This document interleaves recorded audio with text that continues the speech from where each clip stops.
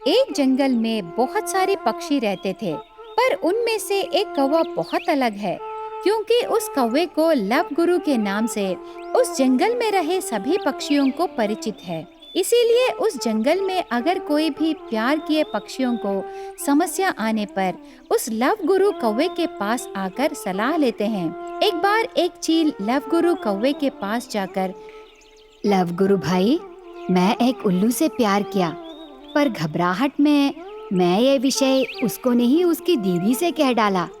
उस दिन से उसकी दीदी मुझसे शादी करने के लिए तैयार हो गई, इसीलिए वो बहन मेरा चेहरा तक देखना नहीं चाहती। अभी मैं क्या करने से मेरा प्यार मुझे हासिल होगा, बताओ गुरु। ऐसे चील पूछता है। तब लव गुरु कौवे ने, देखो ब्रदर, प्यार का मतलब ही कंफ्यूजन है। अगर हमारी मनपसंद लड़की प्यार में नहीं पड़ी तो हमें प्यार की लड़की से एडजस्ट होना ही अच्छा है। इसीलिए दूसरी लड़की को भूल जाओ और मेरे भाई तुमसे प्यार कर रहे लड़की से शादी कर लो। समझ में आया ना? ऐसे कौवा एक सलाह देता है। उस सलाह को वो चील बहुत अच्छा सलाह सोचकर जाके उस दीदी उल्लू से शादी करने के लिए मान जाता है। तब भतीजी उल्लू गुस्से से खीर में मोशन सॉल्ट मिलाकर देने पर हॉस्पिटल में भर्ती हो जाता है। इस प्रकार लव गुरु कौवे के दिए सलाह से सबको सिक्स ही नहीं बल्कि 4 और कभी कभी डकआउट होने पर भी उस लव गुरु का क्रेज कम नहीं होता। ऐसे रहते हुए एक दिन वो कौवा एक चिड़िया को देखकर फर्स्ट लुक में ही लव में पड़ जाता है। इसीलिए उस चिड़िया को प्रपोज करने के लिए फूल खरीद के आने तक वो चिड़िया मिस हो जाती है। उससे वो लव गुरु कौवे ने ऐसे सोचने लगा, अच्छा ये क्या, इतने सारे प्यार किए जोड़ियों को मैं मिलाया और मुझे इतने दिनों बाद एक चिड़िया पसंद आई। उस चिड़िया को प्रपोज करने से पहले ही मिस हो गई। कैसे भी उस चिड़िया को ढूंढकर मेरे प्यार के बारे में बताना है। अभी तो मुझे लव में भी सक्सेस होना है। ऐसे डिसाइड होता है। ऐसे रहते हुए उस चिड़िया को सामने वाले कैसे रहने से पसंद नहीं आते देखते हैं। क्या रे कबूतर, तुझे कितनी बार बोली मुझे और मेरे स्टाइल को इमिटेट मत करो करके। हर एक विषय में हर किसी की आइडेंटिटी रहना है, लेकिन तुम तो मुझे इमिटेट करके मेरे पीछे आती रहती हो। जाओ, फिर कभी दिखाई मत देना। ऐसे गुस्सा होती है। इस प्रकार दूसरों को देखकर कॉपी करना और दूसरों को फॉलो करने वाले उस चिड़िया को बिल्कुल पसंद नहीं आते। ऐसे रहते हुए उसके दिल को डिस्टर्ब किए वो चिड़िया कहाँ है और कब दिखाई देगी करके वो लव गुरु कौवा पूरा ढूंढने लगा। ठीक उसी समय उस दिन वो चिड़िया कौवे को दिखाई देती है। तब तुरंत कौवा चिड़िया के पास जाकर चिड़िया को एक छोटी सी कविता सुनाकर लव प्रपोज करता है। देखो मिस्टर, ऐसे दूसरे लिखी कविताओं को लाकर मुझे सुना के मुझे इम्प्रेस करने को सोचना तुम्हारा पागलपन है। ऐसे दूसरों को फॉलो करना छोड़ के अपने दिमाग को यूज करो। तुम जो कविता सुनाए वो मेरी दोस्त को उसके लवर ने सुनाया है। ऐसे गुस्सा होकर चली जाती है। तब कौवा ऐसे सोचने लगा, मतलब मैंने जो कविता लिख के प्रपोज करने के लिए दिया है वो तोता का लवर इस चिड़िया की दोस्त है। हे भगवान, दुनिया बहुत छोटा है, मतलब शायद यही होगा। मेरी कविता ही मुझे फंसा दी। ऐसे उस दिन से हर रोज एक एक स्टाइल में उसके अंदर रहे लव गुरु को एक्टिवेट करके तरह तरह के प्रपोजल्स करने लगा। उन सबको कॉपी मटेरियल कह के चिड़िया रिजेक्ट करने लगी। इस तरह हर रोज लव रिजेक्ट करने पर कौवा थक कर, ये सब क्या है? एक लव गुरु के नाते मैंने बहुत सारे पक्षियों के लव सेट किए हैं। आखिर में मेरे लव के पास आने पर मेरे आइडियाज पुराने हो गए हैं। अभी मैं अपने आप मेरे प्यार को बताऊंगा। ऐसे सोचकर कौवा एक डायमंड रिंग लेकर चिड़िया को प्रपोज करके ऐसे कहने लगा, देखो, इतने दिन मैंने तुम्हें इम्प्रेस करने के लिए बहुत कुछ किया, पर मैंने तुमसे सच्चा प्यार किया है। तू राजी होने से मैं अभी के अभी तुमसे शादी करने के लिए मैं रिंग लाया हूँ। ऐसे सीधा बात करने पर चिड़िया ने, तुम तो ट्यूबलाइट हो, पता नहीं लव गुरु कैसे हुए। इतने दिनों से तुम प्रपोज किए तरीका ठीक नहीं है बोली। प्रपोजल पसंद नहीं है करके मैंने तो नहीं कहा ना। इतनी सी बात कहने के लिए तुझे इतने दिन लगे? ऐसे कह के शर्माती है। वो बात से चिड़िया उसके प्रपोजल को स्वीकार की करके कौवे को समझ में आकर उसकी खुशी को सीमा ही नहीं रहती। इस प्रकार एक लव गुरु कौवे का लव सेट होता है।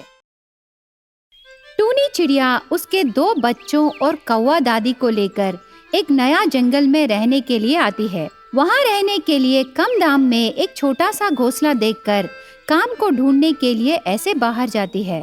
तब एक कबूतर टूनी चिड़िया से मिलकर ऐसे कहने लगी, क्या आप ही यहाँ नए नए आए हो? हाँ जी, यहाँ तो पानी की परेशानी नहीं है ना। पानी की परेशानी नहीं रहेगी, पर आप यहाँ आने का निर्णय ठीक नहीं किए। ऐसे कहने पर टूनी चिड़िया आश्चर्य होकर ऐसे कहने लगी, अयो, ये क्या जी, ऐसे कह रहे हो? सच है, क्योंकि इस जंगल में बारिश का मौसम और गर्मी का मौसम कोई समस्या नहीं है, पर सर्दी के मौसम में यहाँ बहुत मुश्किल है। यहाँ तो बहुत ठंड पड़ती है। 2-3 स्वेटर पहनने पर भी ठंड को नहीं रोक सकते, इतनी ठंड पड़ेगी। ऐसे कहने पर टूनी चिड़िया सोच में पड़ जाती है। इस तरह 2 दिन तक वही सोच रही थी टूनी चिड़िया। तब वो अपने आप में ऐसे सोचने लगी, हम तो बहुत मुश्किल में थे, इसीलिए पहले रहे जंगल को छोड़कर इस जंगल में रहने के लिए आए हैं। पर यहाँ आने के बाद ये सब लोग ऐसे कह रहे हैं, शायद मैंने ठीक से निर्णय नहीं लिया क्या? ऐसे अपने आप से प्रश्न करने लगी। इस तरह सोचते समय टूनी को उसका जीवन बिताने के लिए एक आइडिया आता है। बस तुरंत उसके पास रहे थोड़े से पैसों से मार्केट से ऊल लाकर स्वेटर्स बुनना शुरू करती है। पोती के किए काम को देखकर कौवा दादी ने, क्या रे टूनी, तेरा दिमाग घूम गया क्या? हम इधर कोई काम ढूंढने के लिए आए हैं, पर तुम तो उसे छोड़कर आराम से स्वेटर बुनने लगी। ऊपर से हाथ में रहे थोड़े से पैसे भी उन स्वेटर्स के लिए खर्चा कर दी। क्या हुआ तुझे? ऐसे पूछती है। तब टूनी चिड़िया ने, दादी, अभी मुझे कुछ मत पूछना, मुझे पता है मैं क्या कर रही हूँ। थोड़े दिनों बाद तुझे सब पता चल जाएगा दादी। ऐसे दादी से कहती है।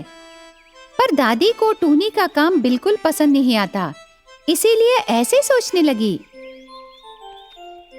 क्या ये लड़की ऐसे व्यवहार कर रही है?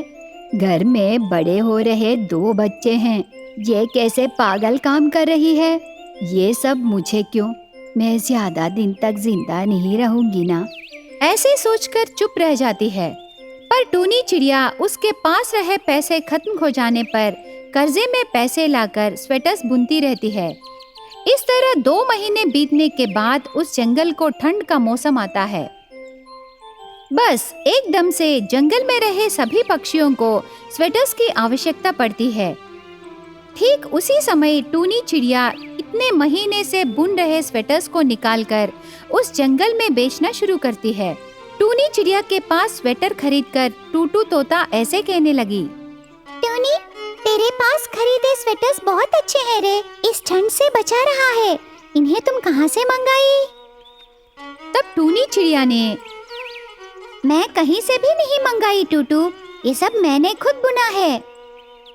टूटू तोता बहुत खुश होकर ऐसे कहने लगी, ऐसा है तो मैं तुम्हें निवेश करूंगी। तुम ऐसे स्वेटर्स बहुत सारे बुनकर देना। हम दोनों आए हुए मुनाफे को आधा आधा बांटकर व्यापार करेंगे।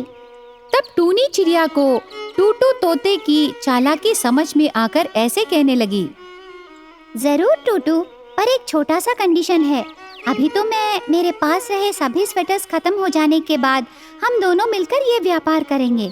तब तक मैं अकेले ही ये व्यापार करूंगी। ऐसे उतनी ही चालाकी से उसकी बात को टाल देती है। तब से शुरू होकर सीजन आने पर टूनी चिड़िया का व्यापार बढ़ने लगा। तब कौवा दादी को पूरा विषय समझ में आता है। उसकी पोती से ऐसे कहने लगी, तेरे विचार को मैं समझ नहीं सकी और तुझे गलत समझी रे पोती। यहाँ स्वेटर्स की इतनी मांग रहने पर तूने इतने सारे स्वेटर्स बुने हैं ना? हाँ दादी, आगे से हम इस जंगल में जीने के लिए स्वेटर्स का व्यापार ही करेंगे।